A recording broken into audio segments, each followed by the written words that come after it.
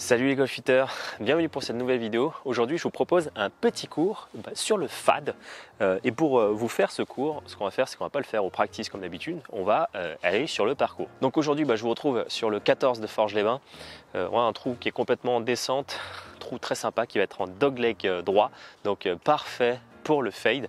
Et à travers cette vidéo du coup je vais essayer de vous expliquer les différentes façons de créer un effet, comment se crée un effet.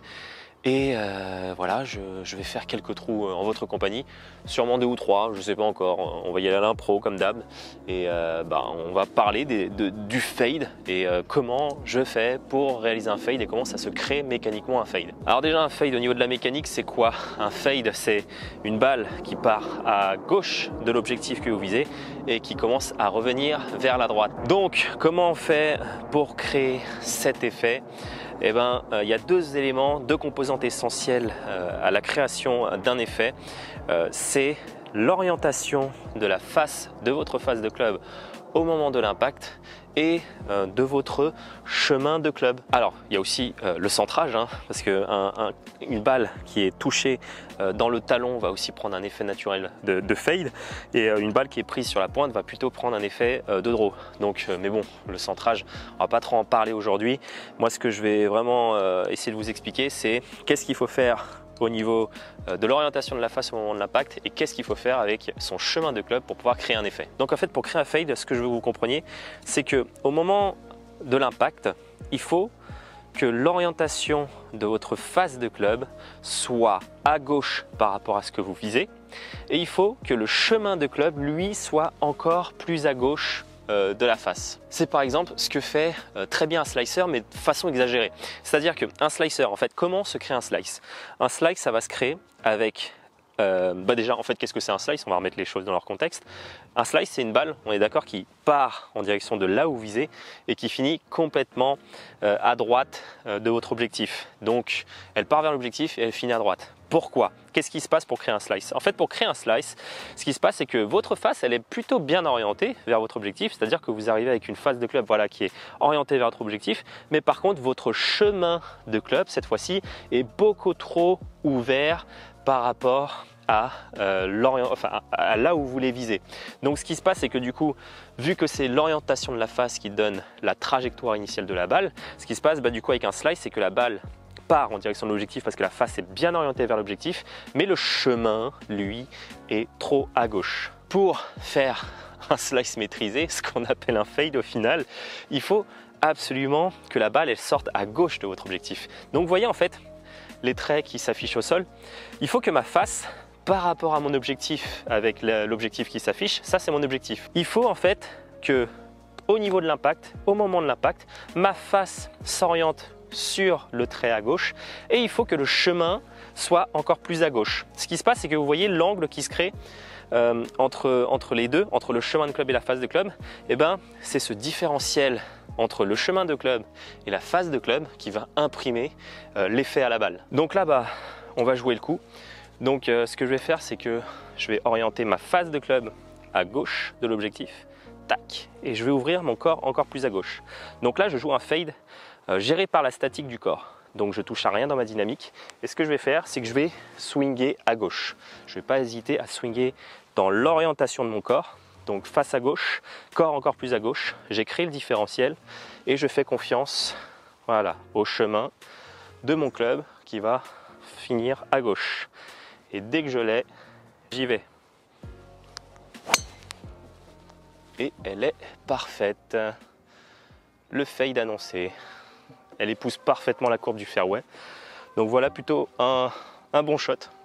Et on passe à la suite. Bon, plutôt très bon shot. On va discuter un petit peu parce que je vais laisser les joueurs passer parce que je me suis incrusté sur le départ. J'ai commencé en plein milieu du parcours donc ça se fait pas trop. Mais je vais laisser passer. Par rapport au fade, ce que je veux que vous compreniez aussi, il y a des petits éléments sur lesquels on peut jouer. Si vous voulez, en fait, pour créer un fade, il y a aussi la position de la balle qui est importante. C'est-à-dire que vous pouvez positionner une balle plus en avant dans les pieds parce que dans l'arc de swing, le swing va arriver avec une face plus à gauche si la balle est en avant dans les pieds. La face va avoir tendance à s'orienter à gauche si la balle est à gauche dans le stance. Donc pour créer un fade, il ne faut pas aussi hésiter à mettre une balle voilà, un peu plus en avant dans le stance. Surtout pas à droite, sinon dans l'arc, hein, vu que ça fait un sort de cercle, le swing, si vous la mettez à droite, elle va arriver un petit peu trop orientée à droite. Et là, ça ne le fait pas trop parce qu'on ne veut pas trop que la balle sorte à droite dès le départ. Donc pour qu'elle sorte à gauche, n'hésitez pas à privilégier une balle un petit peu plus en avant dans le stance que d'habitude. Sur le driver aussi, sur le départ, comme vous avez pu voir, j'ai choisi en fait aussi là où je me positionnais sur le départ. Ce que je veux dire par là, regardez, je vous remontre la vidéo, voilà, là où je me suis positionné sur le départ. Pour un fade, j'ai une préférence de me positionner sur la droite du départ pour m'ouvrir complètement le côté gauche pour laisser le fade venir. Parce que le problème c'est que si je me mets à gauche sur le départ, je risque de m'enfermer un petit peu par rapport à mon effet. Donc pour un fade, moi ce que je vous conseille c'est de jouer voilà, toujours plus à droite sur votre départ pour s'ouvrir la partie gauche du fairway pour que la balle puisse imprimer l'effet dans le bon sens. Et pareil, petite astuce que je peux vous donner avec un driver, ce que je vous conseille c'est pas de mettre un petit-trop parce que le problème c'est que sur un fade on a généralement un angle d'attaque qui sera plus descendant que sur un draw. C'est-à-dire que vu que la balle va être prise un petit peu comme si on venait l'écraser avec un chemin à gauche, le chemin de club par conséquent, l'angle d'attaque par conséquent sera modifié et vous risquez d'arriver avec un chemin plus descendant. Du coup, forcément, si vous mettez un titre trop haut par rapport à un draw ou par rapport à ce que vous avez l'habitude de faire, vous risquez un petit peu de la toucher au-dessus de la face et de faire une chandelle. Donc, c'est pas dramatique en soi, mais c'est pas le meilleur shot. Hein. On perd pas mal de distance si on fait une chandelle. Donc, n'hésitez pas à tiller un poil plus bas quand vous essayez d'effectuer un fade avec le driver. Qu'est-ce que j'ai à vous dire d'autre? Ça va me venir hein, au fur et à mesure de la partie. Là on va taper le deuxième shot et on va voir comment je me trouve au niveau de la situation. Ok les amis, on se retrouve du coup pour le deuxième shot. Alors drive relativement bien réussi, j'ai fait un petit le piquet qui est, enfin je suis à hauteur du piquet qui est juste hors champ, mais en gros j'ai fait un shot à 2,40 avec le driver, ce qui est plutôt raisonnable. Donc là il me reste maintenant un shot à 120 mètres pour le drapeau. Du coup on va toujours le jouer en fade et là ce qu'on va faire, ce que je vous compreniez, c'est que tout à l'heure j'ai pris beaucoup de marge. Plus le club est long, plus il faut marger sur l'effet, sur la target. Parce que plus le club est long, plus la balle va tourner. Là, ce qui se passe aussi, c'est que avec un fade, généralement, on va perdre un peu de distance. Pourquoi on va perdre un peu de distance? Parce qu'on va juste créer un peu plus de spin que le draw, parce que le loft, le spin loft sera plus important sur un fade. Donc il ne faut pas que vous hésitiez à surclubber par rapport à ce que vous prenez d'habitude. Donc là j'ai 120 mètres pour le drapeau. Ce que je vais faire c'est, normalement sur un shot relativement straight, je devrais avoir tendance à jouer pitch. Là ce que je vais faire c'est que je vais jouer un petit fer neuf. Petit fer neuf pour compenser cette perte de distance avec le fade. Donc là ce que je vais faire c'est que je vais jouer du coup un poil à gauche, je ne vais pas m'aligner complètement bord gauche du green parce que sinon ma balle ne prendra pas assez d'effet parce que le club est ouvert. Mon club étant plus ouvert que le driver, ma balle va moins tourner, elle va tourner mais beaucoup moins. Si j'avais un sandwich dans les mains, elle tournerait quasiment pas ma balle. Hein. Donc faut vraiment pas que vous essayez de faire un fade par exemple avec un 60 degrés dans les mains, ça n'a aucun sens. Donc là je vais faire l'8 et ce que je vais faire du coup c'est que je vais marger.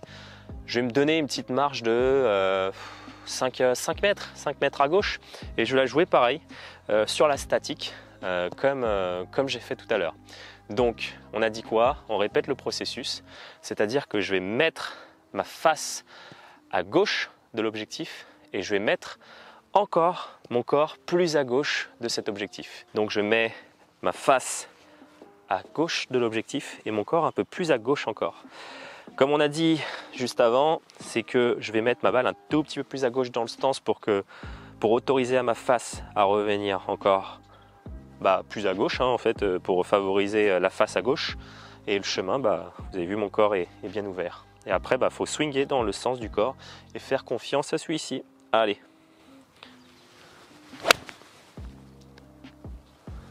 Ok, un peu tenue, elle revient. Bon voilà, un petit peu trop forte, j'ai un peu trop appuyé mon shot, mais en termes de direction, elle a fait exactement ce que je voulais. Donc elle finit juste 3 mètres à gauche. Elle est pas revenue totalement en pleine cible, mais bon, 3 mètres à gauche à 120 mètres, je vais pas me plaindre. Bon, on va attaquer le petit chip. Hein. Bon, sur les approches, comme on a dit, pas besoin de mettre de l'effet, c'est quasiment impossible avec une si petite distance. Donc là, allez, on va faire un petit chip classique, on va pas tenter de fantaisie. Tac, on va la mettre un petit peu à droite, favoriser le contact de la balle. Je serre un peu les pieds, j'essaie de la faire tomber poil à gauche, parce que je connais le green, je sais que la balle va dégouliner, sinon à droite. Et j'y vais. Elle est plutôt bien touchée, mais je pense qu'elle va manquer grave de distance. Ouh, elle prend la pente ou pas? Et elle prend la pente. La cochonne. Regardez ce green, comment il est monstrueux. Ça fait descendre complètement la balle en dessous. Ah, green vraiment monstrueux. Ouais, je l'ai chippé trop courte et énorme break, elle descend. Allez, on va essayer de se dépêcher un tout petit peu parce qu'il y a du monde. Bon là, je me dépêche vraiment parce que là, je suis en train de tourner une vidéo, je prends 20 plombes quand je parle. Et donc de toute façon on n'est pas sur une vidéo de putting, on va essayer de la mettre au moins donné. Ah, c'est pas un mauvais putt. Enfin si, c'est un mauvais putt. C'est un très mauvais putt, je suis encore loin du trou là pour le sauver. Surtout sur ce green, je vais la marger un peu à droite et on va voir ce qui se passe. Et elle revient, elle revient, elle revient. Ouh, elle esquive le trou de justesse. Allez, on passe à la suite. Okay, on change complètement de trou, on va pas sur le 15, on va sur le 3 de Forges-les-Bains parce que je commençais un petit peu à gêner le jeu. Donc je retourne un petit peu au départ. Donc on continue sur le fade et sur ce trou là, je vais vous présenter une autre façon de réaliser le fade. On va pas la gérer uniquement par la statique, on va mettre un peu des deux, de la statique et de la dynamique. Donc là déjà, au niveau du tee, comme je l'ai dit tout à l'heure, voilà, je prends un tee vraiment plus bas que ce que j'ai l'habitude de prendre pour un draw ou pour une balle relativement square pour me favoriser un meilleur contact de balle parce que si je mets un tee trop haut, je risque de faire une chandelle. Donc sur ce trou là, on va la jouer différemment. On va créer le fade mais d'une autre façon. Tout à l'heure, on a vu qu'on gérait le fade par l'orientation de la face à gauche avec un chemin plus à gauche et qui crée un différentiel qui permettait à la balle de faire un gauche-droite. Maintenant, ce que je vais le faire, c'est que je vais le gérer par un changement de grip et par un changement dans la dynamique de mon swing. Et je ne vais pas toucher à l'alignement cette fois-ci. Je m'explique. Cette fois-ci, sur ce shot-là, ce que je vais faire, c'est que je vais m'aligner comme si je voulais la sortir la plus droite possible. Face vers l'objectif et corps à gauche par rapport à l'objectif, mais parallèle par rapport, vous connaissez le blabla. Et sur ce trou là, comme vous pouvez voir, je vais mettre ma face de club plein milieu du fairway et le corps du coup parallèle par rapport à ça. Maintenant, comment je vais faire pour créer cet effet? Alors, je vais la modifier comme j'ai dit par mon grip. Il faut quoi qu'il arrive, ça ne change pas la mécanique en fait de la balle, c'est que la balle doit quand même sortir à gauche et revenir à droite, enfin vers l'objectif pour un fade. Donc ce que je vais faire, c'est que je vais la gérer par le grip. La face, je vais gérer par cette main gauche. Je m'explique. Normalement, je joue plutôt grip square. Je joue plutôt un grip neutre, c'est-à-dire un grip un peu à la Tiger Woods où on est vraiment sur quelque chose de très neutre, voilà, où on apprend quelque chose de très académique au niveau de la prise. Là, ce que je vais faire, c'est que je vais uniquement me focaliser sur ma main gauche et je vais la renforcer. Qu'est-ce que ça veut dire renforcer un grip? Ça veut dire au niveau de ma main, vous voyez, il y a une marque au milieu. Sur tous les grips, il y a généralement une marque, Golf Pride, ce que vous voulez. Et si je mets mon pouce aligné sur ce Golf Pride, on a ce qu'on appelle un grip faible, c'est-à-dire que je prends mon club en plein dans la paume. Ça, c'est généralement les grips qu'adoptent les slicers ou les golfeurs qui débutent parce que c'est plus à l'aise, de prendre un club en plein dans la paume, on le tient mieux.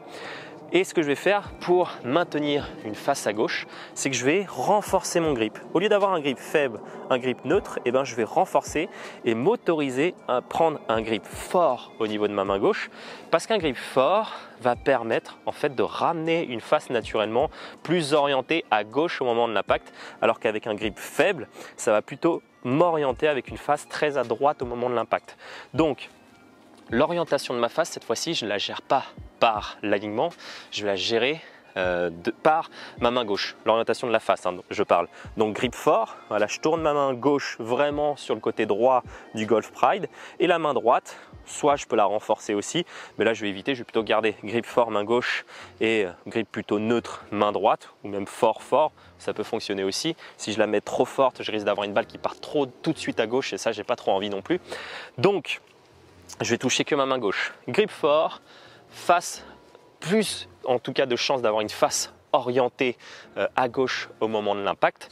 C'est par exemple ce que fait Dustin Johnson sur le tour. Il joue que en fade, le mec. Il joue que en fade parce qu'il a un grip comme ça, le Dustin, et il a swing avec poignet bombé et il a swing par le corps avec cette sortie très à gauche. C'est pour ça qu'il a swing en fade et que c'est impossible pour lui de faire un draw, parce que s'il fait un draw avec ce grip et la position au sommet de sa face de club, il fait des snap-ons. C'est d'ailleurs ce qu'il a raconté dans une vidéo, c'est qu'il ne sait pas faire de draw et c'est en partie dû à son grip très fort.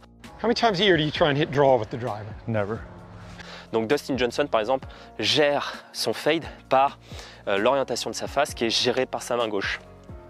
Je parle beaucoup, hein, je commence à m'essouffler.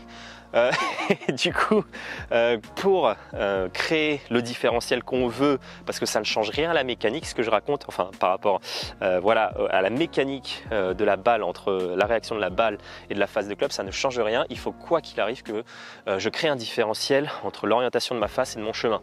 Et bien cette fois-ci, mon chemin, moi je vais le gérer par la dynamique. Ce que je disais par la dynamique, ça veut dire qu'en fait, je vais naturellement chercher un swing très extérieur, intérieur, dans le geste, mais en gardant cet alignement square. Donc on est parti pour le fade. Donc au niveau de l'alignement, comme on a dit, on va la jouer plutôt square par rapport au milieu du fairway. Donc paf, je mets ma face de club en plein milieu du fairway, je me mets voilà parallèle par rapport à ça, je touche à ma main gauche, je le renforce, super, je renforce ma main gauche à fond, très bien. Et là dans la dynamique, je cherche quelque chose d'extérieur, intérieur, et je laisse mon corps réagir à ça. Et elle est parfaite, elle fait exactement ce que je lui ai demandé. Donc voilà comment on peut réaliser aussi un fade. Alors celle-là, elle n'est pas très bien touchée, elle est parfaite en termes de direction, mais en termes de contact, c'est pas la folie. J'ai fait même un léger divot, je suis arrivé un petit peu trop en descendant sur le côté gauche. Bon, on peut pas tout avoir, hein, mais l'effet est là. Donc vous avez vu, il y a une autre façon, il n'y a pas qu'une seule façon voilà, de créer un effet. Il y a d'autres façons. Et ça, c'est une autre façon qui est certes moins académique que ce qu'on peut apprendre en cours. Mais voilà, c'est quelque chose aussi sur lequel on peut jouer si on comprend que l'orientation de la face peut être gérée par la main gauche et qu'on peut gérer le chemin par la dynamique du corps et non plus par la statique. Une autre façon de la jouer. Allez, ce qu'on va faire, c'est qu'on va jouer le prochain coup. Donc voilà, deuxième shot, donc plutôt pas mal, il nous reste 124 mètres au drapeau, plutôt correct hein, comme coup. Donc on a dit qu'on l'a joué square avec un grip main gauche fort et voilà, je la joue par un chemin extérieur-intérieur que je cherche volontairement. Donc on rejoue le shot. Hein. Allez, face de club du coup en direction de ce que je vise, grip plus fort que d'habitude, ok, je tourne ma main gauche. Square aussi par rapport à l'alignement de mon corps, balle un tout petit peu plus à gauche pour m'autoriser vraiment à avoir une face qui finit à gauche. Et là je cherche, voilà, je cherche volontairement ça, ce petit drill là, où je cherche vraiment un chemin qui sort à l'extérieur. Et après j'ai juste à faire confiance quoi. Allez, square, extérieur, et on y va. Ah, et puis elle est parfaite. Ouh, ça va être pas mal celle-là. Ouais. Peut-être 2 mètres à gauche du drapeau. On va quand même ramasser les escalopes qu'on fait. Quand même, hein, après un double sur le premier trou, je vais essayer de vous montrer que je sais faire quelques petits coups. Matez-moi ce fade, parfait. Bon écoutez, on a un petit 2 mètres pour le birdie. Alors bien entendu, je pense que vous n'êtes pas si bête que ça. Mais vous êtes au courant que c'est pas possible de créer un fade au putter. Je précise au cas où. Mais non, c'est mécaniquement pas possible. Hein, parce que il faut du spin hein, sur une balle pour créer de l'effet. Et vu que là, la balle est collée au sol avec le putter, c'est pas possible d'avoir des rotations de balles. Donc voilà. Là, si je veux créer un fade, j'aurais beau essayer de m'ouvrir au niveau de ma face de club et le chemin, ça ne marchera pas. Allez ma cocotte, oui, non, c'est l'échec. C'était plutôt pas mal pété, je suis deg. Bon voilà en gros ce que je pouvais vous raconter sur le fade. Vous avez vu qu'il n'y avait pas qu'une seule façon de faire. Ce qu'on apprend plutôt au niveau académique, c'est la première chose que je vous exposais au départ du 14. Et après, bon, voilà quoi, il y a plusieurs façons de le faire et c'est ce que je vous ai présenté sur ce trou-là. Donc n'hésitez pas à expérimenter, il faut essayer, il ne faut pas hésiter. Moi ce que je dis souvent, je ne l'ai pas trop précisé en début de vidéo, mais ce que je dis souvent c'est que la balle droite n'existe pas, c'est quand même quelque chose qui est assez rare, qui est même un miracle. Il faut que je fasse une vidéo dessus pour expliquer pourquoi, mais voilà, si vous voulez essayez le fade, moi je vous invite à créer des trajectoires, créer des draws, créer des fades, s'amuser avec la balle parce qu'on est sur un jeu de balle, de maîtrise de balle. Il faut essayer de la contrôler celle-là. Donc voilà, j'espère que la vidéo vous aura plu et moi je vous dis tout simplement à la prochaine les golfiteurs. Allez, ciao!